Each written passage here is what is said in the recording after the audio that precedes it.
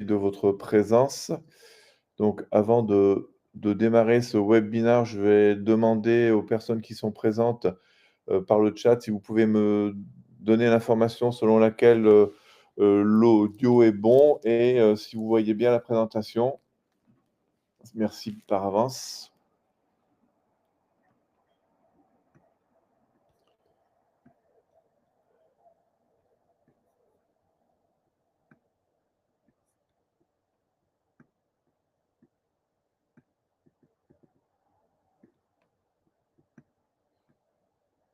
OK, bah, écoutez, merci. Et bah, écoutez, je ne vais pas vous faire attendre plus longtemps. Donc, aujourd'hui, je vous propose qu'on analyse ensemble, le sujet des projets agricoles et des nouvelles modalités des enquêtes publiques, hein. Donc on va voir ensemble, quelles sont les exigences de la loi Industrie verte et comment on peut favoriser l'acceptabilité des projets qui sont soumis à autorisation environnementale. Et puis aussi, on analysera quelles sont les compétences, qui peuvent être, nécessaires pour, faire en sorte que les choses se passent bien. Donc avant de démarrer, j'aimerais s'il vous plaît, que vous me donniez par le chat là des informations selon les 3 questions là que vous avez à l'écran. Quel est le type de projet sur lequel vous travaillez? Parce que peut-être qu'il y a peut-être pas que des agriculteurs, il y a ou des coopératives, il y a peut-être aussi d'autres acteurs, hein, parce que ce que je vais dire, ça concerne aussi, d'autres projets qui sont considérés par les autorisations environnementales. Donc si vous pouvez me répondre, à la question, numéro 1, et puis sans rentrer dans les détails bien évidemment, hein, sans rentrer dans la confidentialité de votre projet, me dire, dans quel est son état d'avancement, puis vos priorités. Et puis donc je vous invite, pour celles et ceux qui ont un projet très particulier, et qui auraient besoin de qu'on rentre dans les détails, hein, de prendre rendez-vous, hein. Vous avez un bouton là en haut, donc cliquez ici, vous prenez rendez-vous. Le fait que vous soyez inscrit à ce webinaire, bah, ça vous donne, la possibilité d'avoir un échange de 30 minutes, échange au cours duquel, on peut rentrer dans les détails. Moi, je suis tenu à la confidentialité, bien évidemment, et on peut analyser vos projets et puis vous donner, tout de suite les premières recommandations. Parce qu'aujourd'hui, je vais bien sûr rester sur, des choses, assez transversales, hein, assez générales, sans forcément rentrer dans les détails des projets. Voilà, donc l'objectif, hein, c'est, de bien savoir, quel est mon auditoire aujourd'hui, pour que je puisse vous donner le maximum d'informations. Donc là, je travaille sur des projets de rénovation des bureaux à Paris en chauffage, climatisation, ventilation, plomberie. Ah oui, alors peut-être là, pour le coup, je ne sais pas si je vais répondre à toutes vos questionnements, mais en tous les cas, merci de ces grandes centrales photovoltaïques sur toiture, projet agrivoltaïque, voilà, OK, projet éolien, OK, d'accord, d'accord. Projet de méthanisation, OK, d'accord. Bon, OK, très bien, donc il y a il y a beaucoup de projets diversifiés, c'est bien, donc ça va me permettre de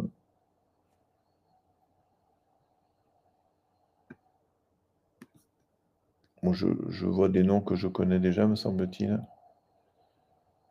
Acteur d'un projet régional sur l'attractivité des métiers d'élevage. Oui, c'est vrai que l'élevage, c'est fortement, conditionné par cette nouvelle réglementation. Écoutez, merci, hein, n'hésitez pas pour celles et ceux qui ne sont pas encore exprimés de continuer à utiliser le chat. Vous l'utiliserez aussi pour me poser des questions, hein, bien évidemment, pour intervenir.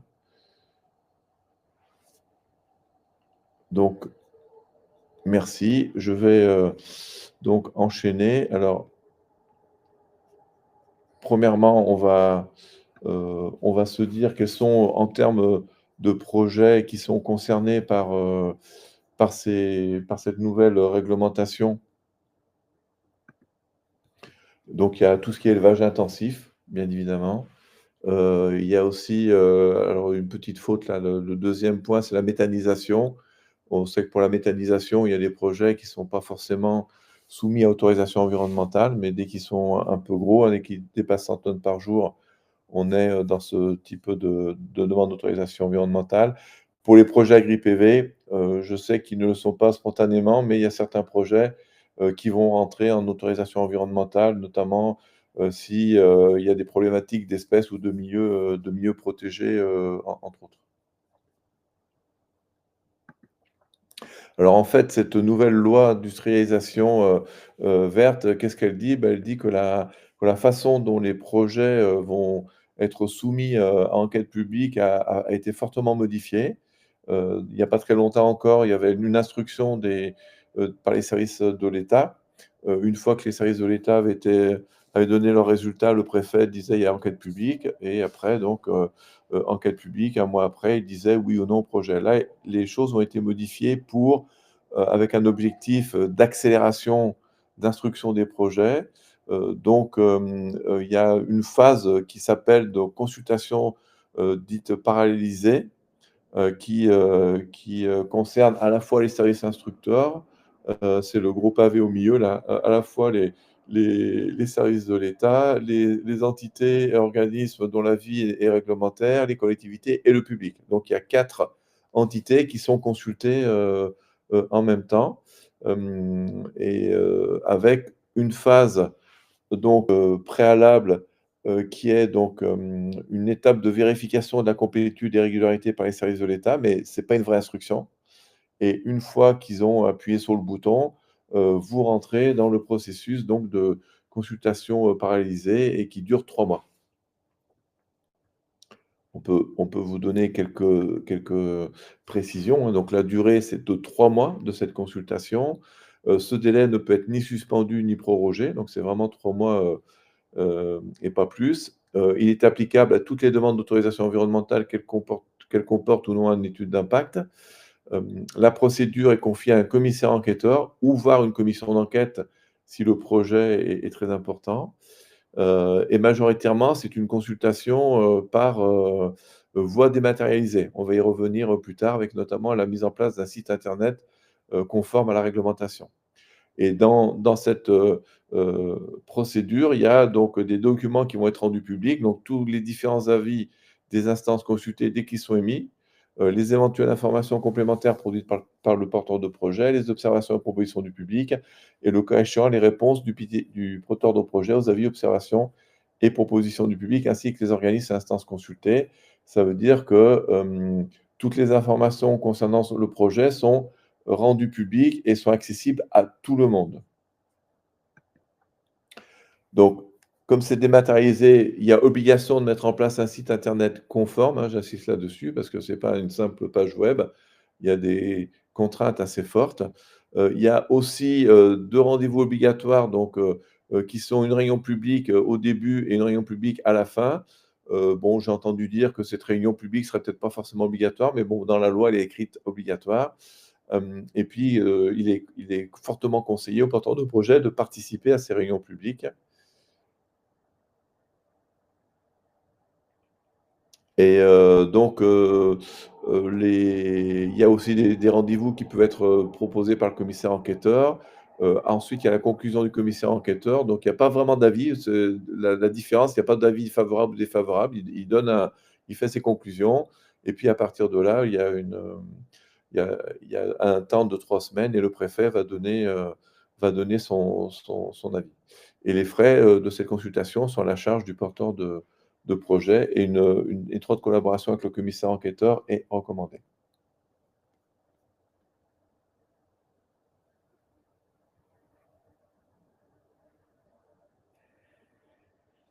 Donc, merci Charlotte, hein, pour votre, explication de votre positionnement, hein, donc, tout le monde peut le voir. Bonjour, nous travaillons dans la sensibilisation et l'accompagnement d'unités de méthanisation et de centrales photovoltaïques sous recours.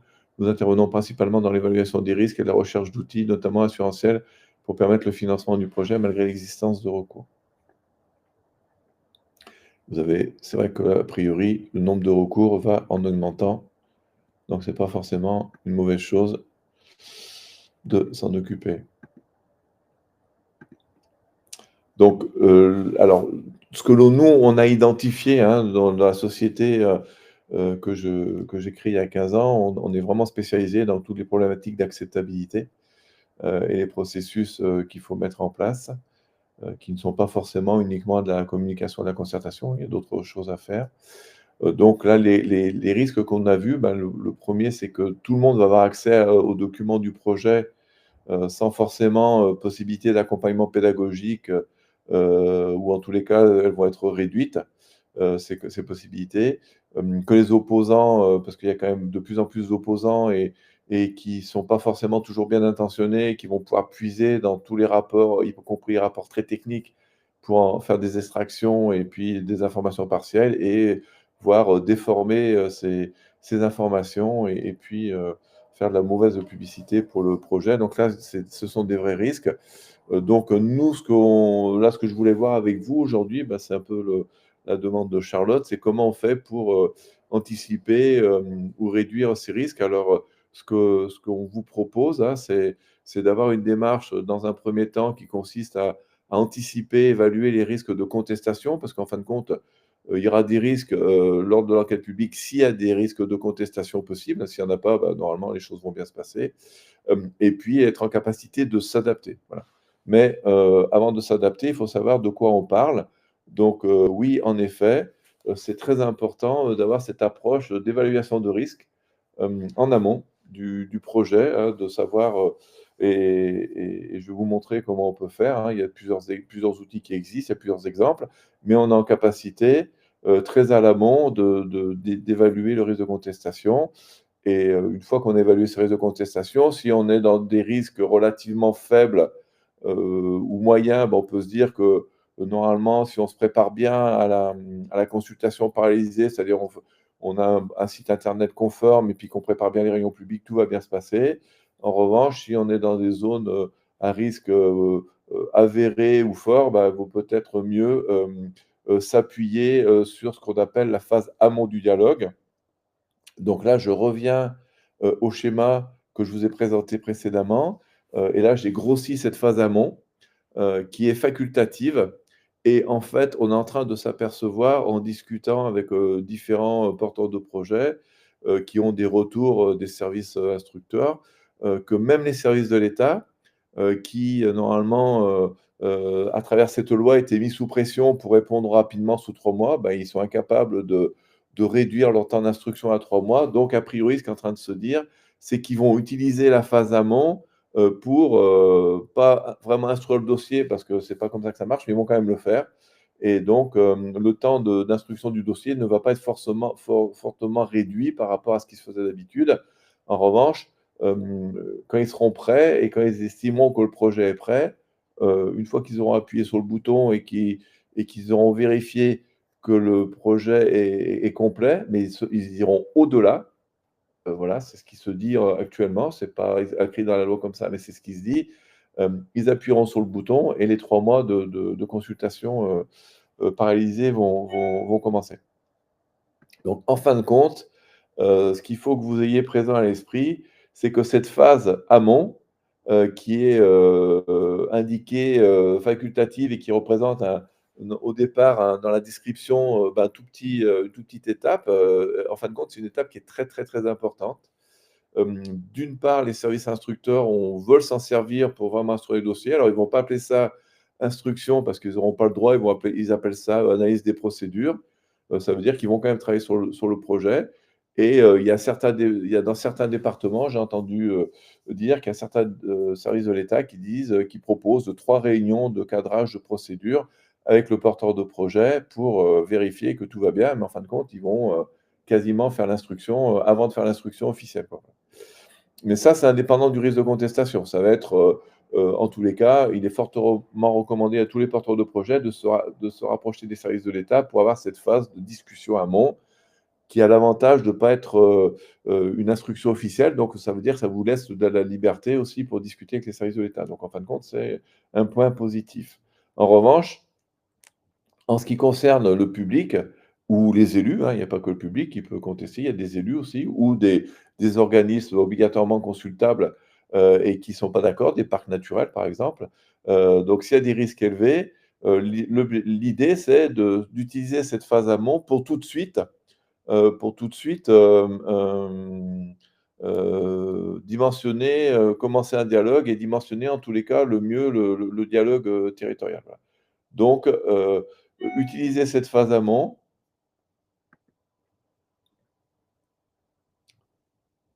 travailler avec les services de l'État et regarder si vous avez besoin de travailler, de dialoguer avec le territoire, donc les élus, les instances représentatives et puis le public. Alors ça, pour ça, il y a plusieurs outils qui existent, mais en tous les cas, nous, dans notre, démarche, on s'est dit: «Il faut aider les porteurs de projets le plus avant possible», donc on a développé 3 outils. Ça, c'est issu de notre R&D qu'on a fait avec, les sociologues et avec le soutien de l'ADEME.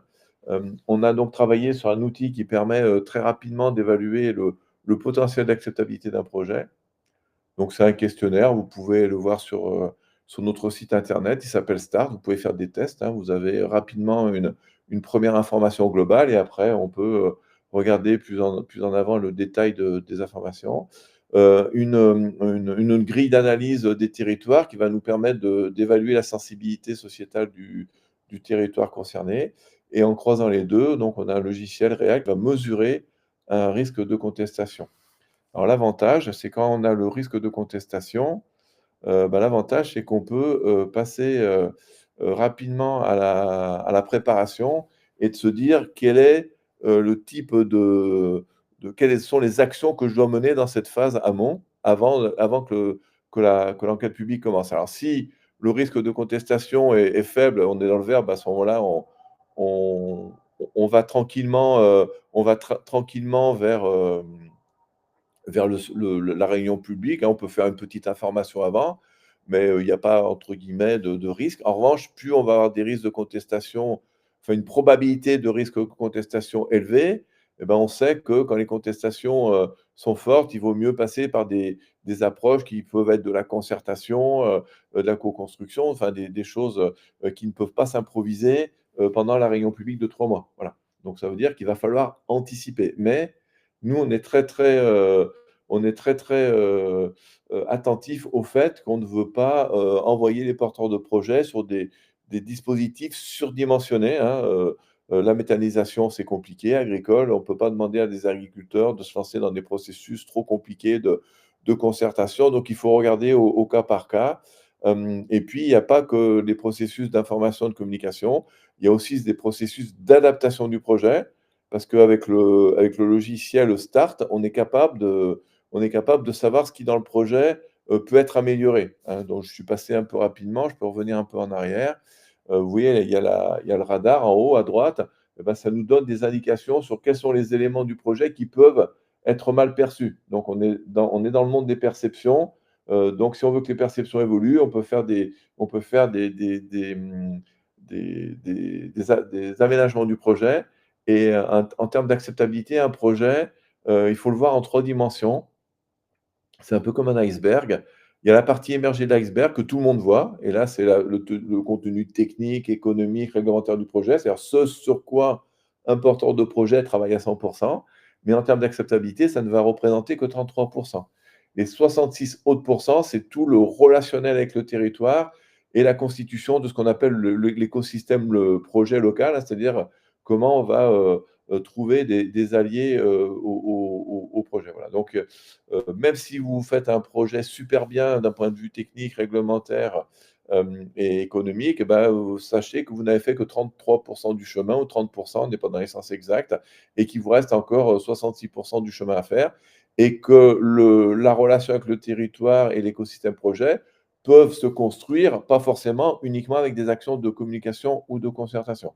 C'est-à-dire qu'il faut vraiment, prendre le projet dans toute sa globalité et savoir ce qu'il faut faire. Mais pour savoir ce qu'il faut faire, il faut évaluer les risques. Voilà, d'où l'importance de cette évaluation, a priori, des risques. Donc une fois que vous savez, comment vous pouvez, discuter avec le territoire, donc soit vous dites: «Bah, je le fais à l'amont en même temps que je discute avec les services de l'État», et c'est pas mal, hein, parce que les projets qu'on accompagne, on s'aperçoit que ceux qui font tout en même temps, c'est-à-dire qui faisaient en fin de compte la consultation paralysée avant l'heure, mais sur des temporalités un peu différentes, bah, les choses se passent bien parce qu'il y a de la flexibilité du côté des services de l'État, il y a de la flexibilité du côté du projet. Le public peut entendre des aménagements du projet et les élus aussi. Donc on est sur du gagnant-gagnant, voilà, sur cette phase amont. Et après donc vous allez rentrer, une fois que tout a été fait, donc je le répète, soit vous faites une simple information ou rien du tout et vous dites: «Je vais tout donner, pendant un site internet conforme», ou soit vous mettez en place un dispositif un peu structuré de pendant que vous discutez avec les services de l'État, de commencer à dialoguer avec le territoire et quand vous arrivez à la consultation officielle, vous avez donc, besoin, de la mise en place d'un site internet conforme. Alors là, on vous a mis les grandes lignes, hein, vraiment, c'est les grandes lignes, si pour ceux que ça intéresse, on pourra bien évidemment, si vous nous contactez soit par mail, soit par, visio, ben, vous donner plus de détails, notamment Laurie pourra vous donner plus de détails.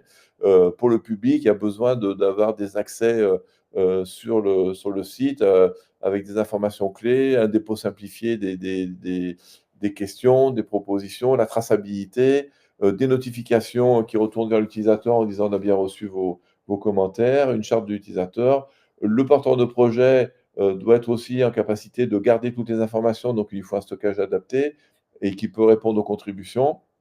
Le commissaire ou les commissaires enquêteurs doivent être en capacité de mettre des informations. Alors, soit ils le font tout seuls, soit ils sont accompagnés, parce que certains ne sont pas forcément toujours à l'aise avec des plateformes dématérialisées et les services de l'État, ils ont un accès dédié, pour mettre notamment leurs observations. Voilà. Donc vous voyez, c'est vraiment, un outil qui s'adresse à plusieurs entités. Voilà, je ne veux pas rentrer dans les détails, mais on a mis en place tout un processus, hein, pour bien accompagner, bien cadrer, pas se planter, hein. Donc vraiment, bien identifier avec, le porteur de projet tout ce qui est information document, bien discuter de ce qu'il faut mettre et ne rien oublier. Puis après, il y a le paramétrage de la plateforme. Après, il y a la mise en ligne, et la communication et après il y a un suivi, hein, puisque, le site doit fonctionner, encore, de mémoire, je crois que c'est, 6 mois après les 3 mois de l'enquête publique.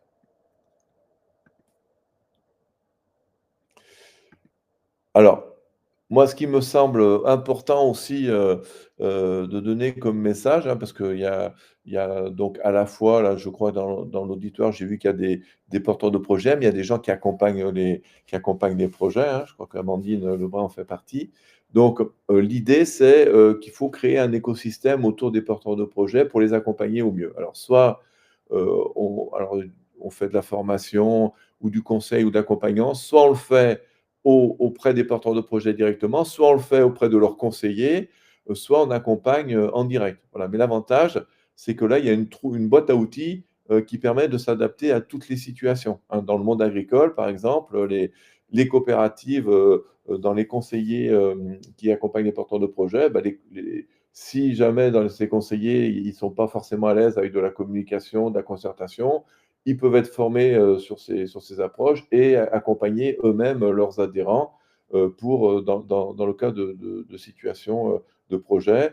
Si leurs adhérents ne sont pas trop à l'aise avec les sites internet, bah, le site internet peut être mis à disposition, d'une coopérative, pour, être mis après à disposition de l'adhérent. Enfin, voilà, il y a tous ces systèmes, qui peuvent être, adaptés à la situation. Ça, le plus important, c'est que nous, on a l'habitude de parler des binômes projet-territoire. On s'est aperçu que, chaque situation est particulière et c'est même pas forcément une question de taille de projet, par exemple pour la méthanisation, ou de territoire. C'est toujours le rapport entre le projet, le porteur de projet et le territoire qui va faire que les choses vont se passer, plus ou moins bien.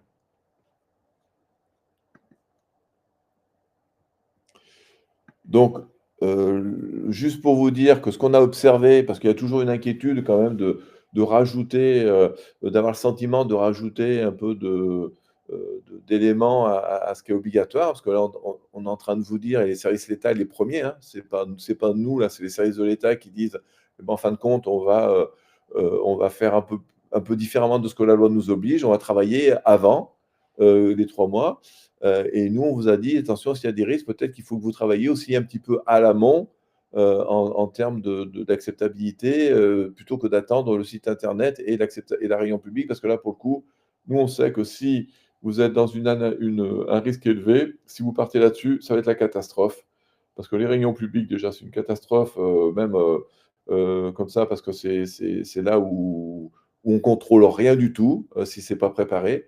Une réunion publique qui vient après, des rencontres, des lieux d'échange apaisés et puis de l'information contrôlée, ça peut se jouer. Une réunion publique comme ça, à brûle-pourpoint, c'est sûr qu'on envoie le projet au casse-pipe, hein, voilà.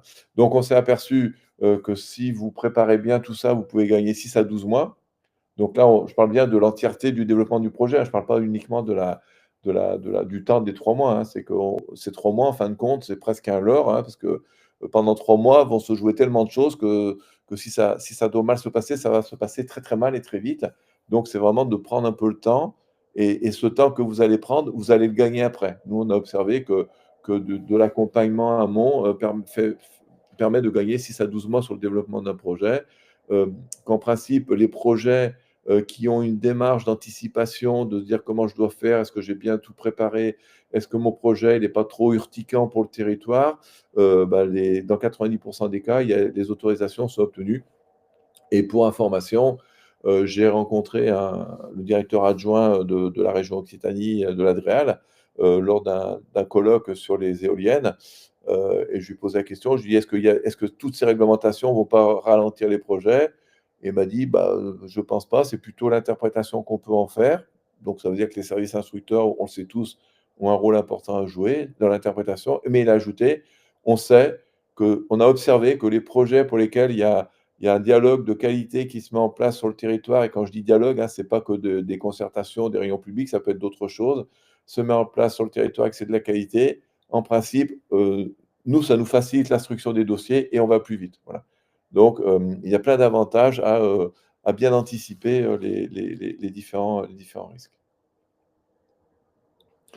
Bah, écoutez, moi, c'est ce que je voulais vous dire, donc n'hésitez pas à me poser des questions. Ceux qui le souhaitent, vous prenez rendez-vous, avec les liens qu'on vous a mis et on vous accorde 30 minutes d'échange là, on va rentrer dans le détail de votre projet, on sera plus dans la confidentialité, donc par expérience, on s'aperçoit qu'on peut déjà vous donner, avec un regard extérieur, très rapidement des informations. Si vous faites le start avant, bah, ça va encore plus vite, c'est plus objectif. Ceux qui sont juste là pour avoir des informations, bah, vous nous envoyez un mail et puis on vous répondra. Donc voilà, si vous avez des questions, n'hésitez pas. On est là pour y répondre, que ce soit moi ou Laurie. J'ai vu que Laurie vous a déjà donné des informations, donc merci.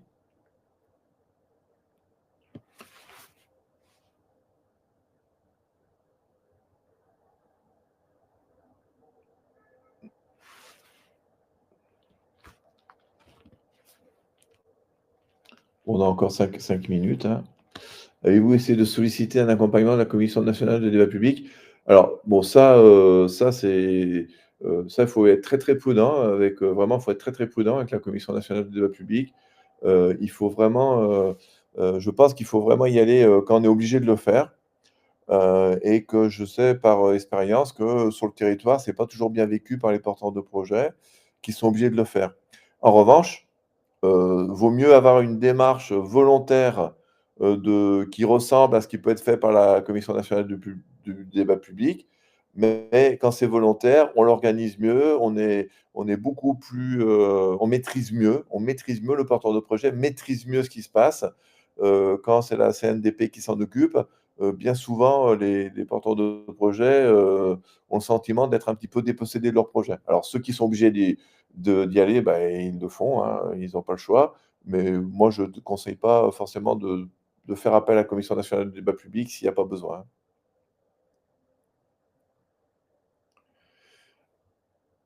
Est-ce qu'il y a d'autres questions, d'autres sujets? N'hésitez pas, hein. Donc ce webinaire, il est enregistré, hein, donc si tout a bien fonctionné, et on le mettra en ligne, sur notre chaîne YouTube et puis vous aurez le lien pour ceux qui parce que je vois qu'il y a certaines personnes qui viennent d'arriver, donc pour le coup, ça va être un peu, on est presque à la fin là, donc on va bientôt arrêter. En revanche, on a un peu de temps, hein, n'hésitez pas à poser des questions où tout a été clair, faire des remarques. Non, pas de réaction, complémentaire? OK. Et ben, si tout a été clair, super. Merci. Bah, écoutez, n'hésitez pas à prendre rendez-vous, à nous contacter. N'hésitez pas, quand on vous enverra le lien, de la présentation YouTube, de l'enregistrement à le diffuser. Mais écoutez, je vous souhaite une bonne fin de journée. J'attends encore quelques secondes si vraiment il y a une dernière question qui n'a pas été posée, hein. On a encore 1 ou 2 minutes avant que la salle se referme.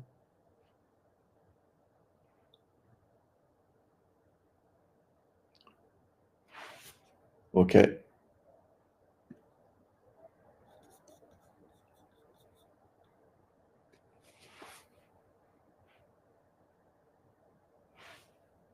Bon, bah, écoutez, je pense que